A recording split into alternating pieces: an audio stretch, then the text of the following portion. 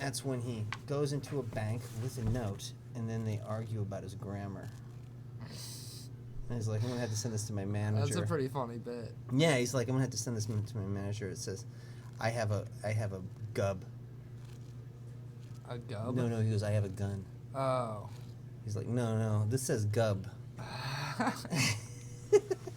They're just shitting on his handwriting? Yeah, another time he escapes from jail, and he carves a fake gun out of soap, and then he finally gets out of the cell, and he's about to get out the gate, and then it starts raining. Oh, God. That's not as good of a bit, but that's... The thought of like that interaction during a bank heist is really funny though. That's a really good bit. Yeah, I can appreciate that. I got a friend that robbed 8 banks. He lives in Seattle Successfully? now. Yes. Did he do the whole pass the note, keep it low key thing? Yes, I think that I kind of fucked up because I let him move up, and I never really talked to him about the bank robberies. Or about jail. I barely talked to him about jail, too. You barely talked to him about his experiences in jail? Yeah. Well, did he go to prison or jail? Yeah, he did 8 years in prison. So he did get caught eventually? Oh, yeah. Okay. But not every time? No, it was a spree. Oh. He was a heroin addict, and he just had some kind of nervous breakdown. So he just started hitting banks one after the other on one crazy day? Yeah, I think that's sick. I think it was his version of rock bottom. I mean, he got to... But only 8 years in prison, and what I wanted to ask him, does that mean you didn't use a gun? Or were these state banks? Or, like, how did you only get a year? Per bank? A year per bank.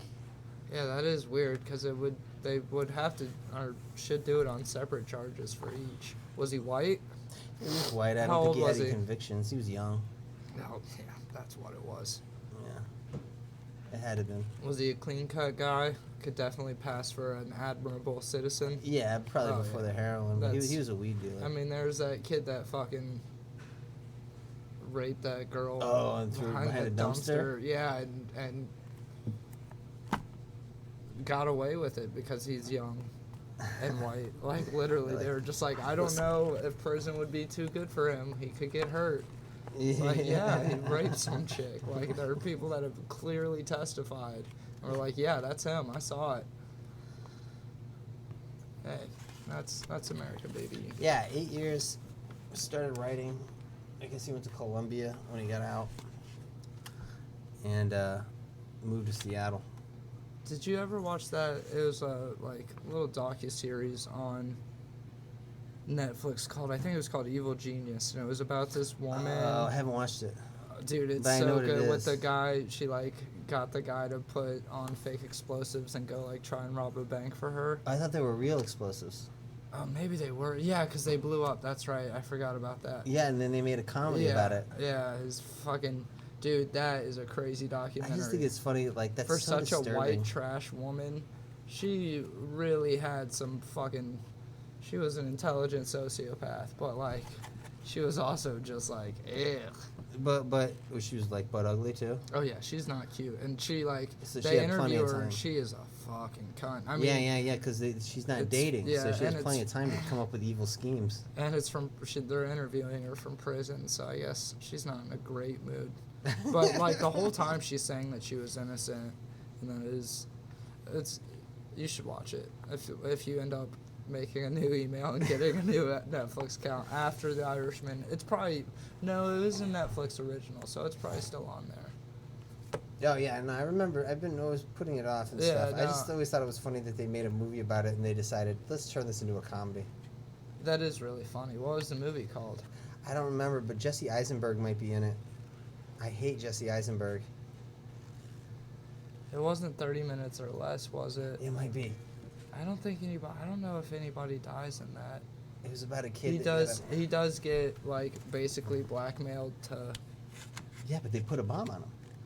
Yeah, but it's not it doesn't really represent that story at all. But isn't that what happened in real life? Didn't they get this guy from a pizza delivery guy, and they held him hostage, put bombs on him, and then had him rob banks? Yeah, I guess you're right. They're just. Yeah. It was just, yeah, I guess so. You're right. I didn't think about it like that. We should write a comedy version of Jim Jones. The Jim Jones story. They think kind of that- did something like that. Have you ever watched Portlandia?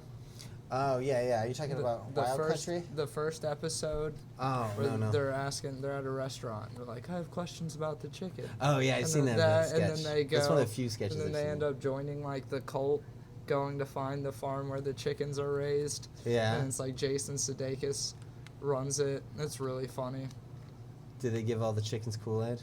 No, I don't even think it really references Jonestown. There's one part where Jason Sudeikis, he's the leader of the cult, and he's dying, and the wife, it's a husband and wife, and what was the wife's name? Nancy, and she would be like, please don't go, and you just look up and just be like, Nancy, you're kind of being a bitch right now. You need to stop being a bitch.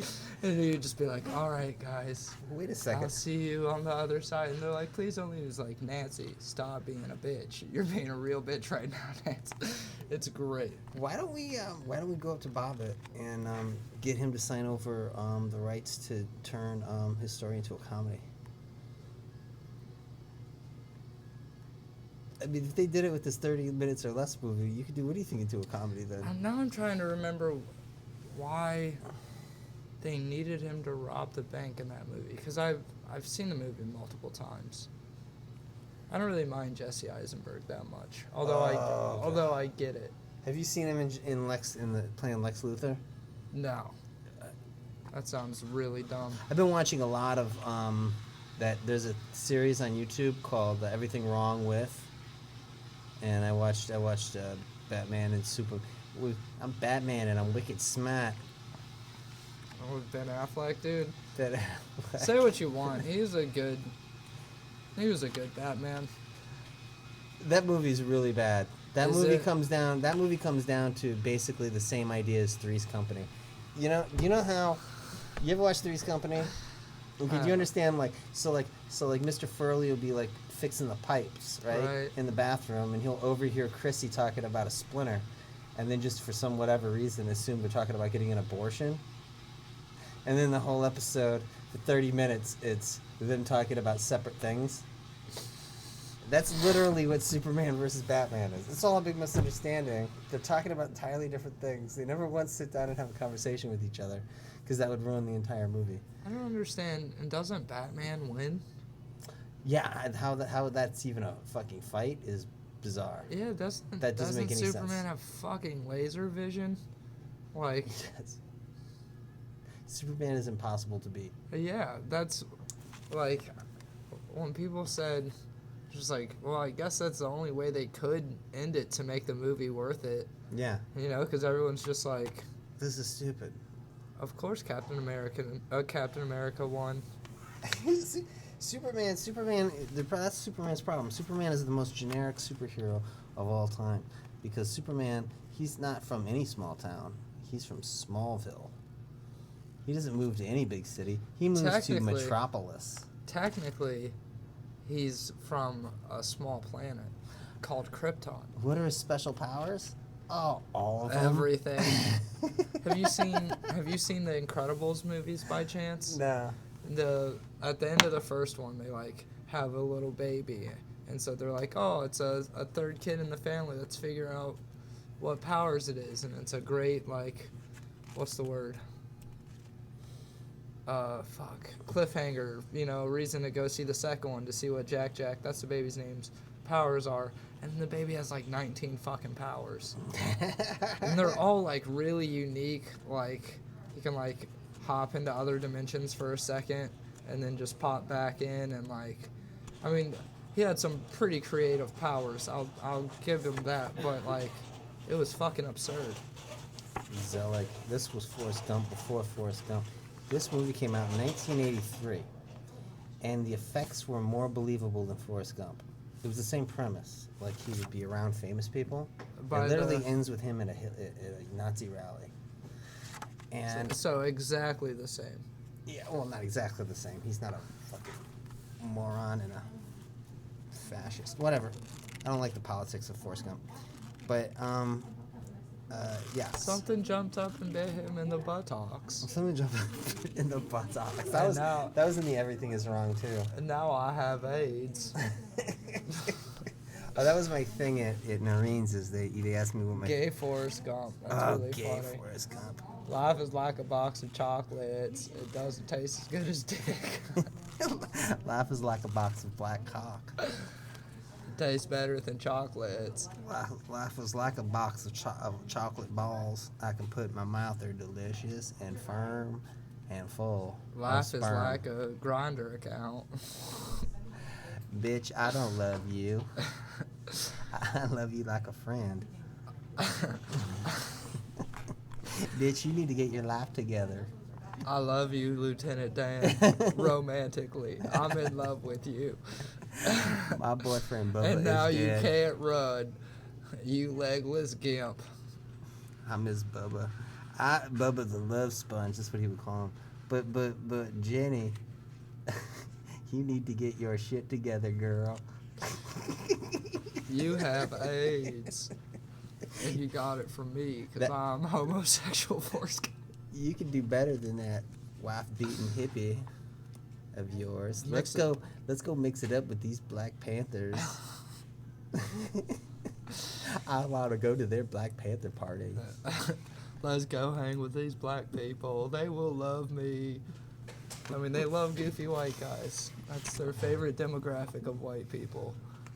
And Forrest Gump is very goofy and harmless seeming. I'll say that. I got really mad because I was watching Armageddon, Everything Wrong with Armageddon, and I forgot.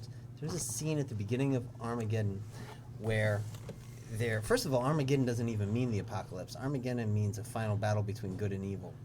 So are they saying evil is a fucking rock floating in outer space? Or is that good? Because I get really confused because they're running an oil tanker.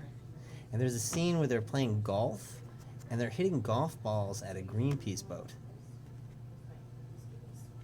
So I take it to mean that good must be the meteor that's hurtling towards Earth, because clearly Bruce Willis is evil in that movie.